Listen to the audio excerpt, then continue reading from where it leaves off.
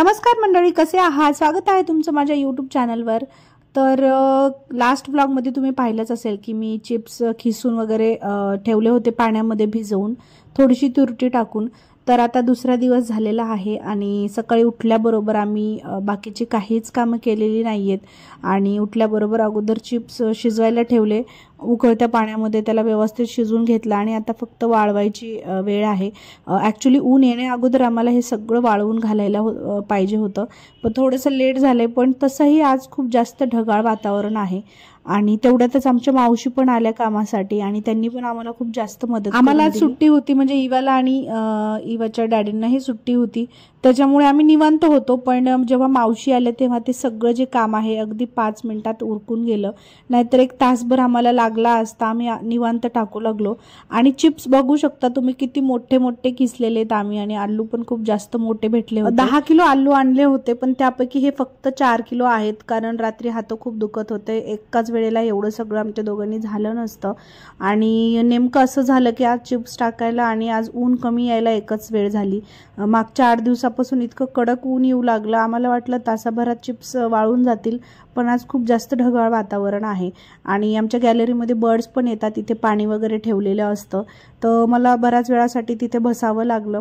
जोपर्यंत इवाचे डॅडी आणि इवाची आंघोळ वगैरे होत नाही तोपर्यंत मी तिथेच बसून राहिले, कारण बर्ड्स आले की तिथे थोडीशी घाण होण्याचे चान्सेस आहेत। आज इवाच्या स्कूलला सुट्टी होती, पण 1 तासासाठी तिला स्कूलमध्ये बोलावलं होतं डान्स प्रॅक्टिससाठी। तर स्कूल जेव्हा एंड होतं तेव्हा तिची गॅदरिंग असते, ॲन्युअल फंक्शन, तर तेव्हा तिची डान्स प्रॅक्टिस असते।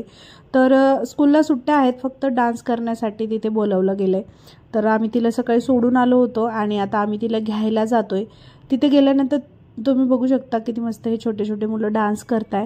थोडा वेळ तिथे वाट पाहावी लागली, कारण तिचा डान्स झालेला नव्हता, प्रॅक्टिस चालूच होती।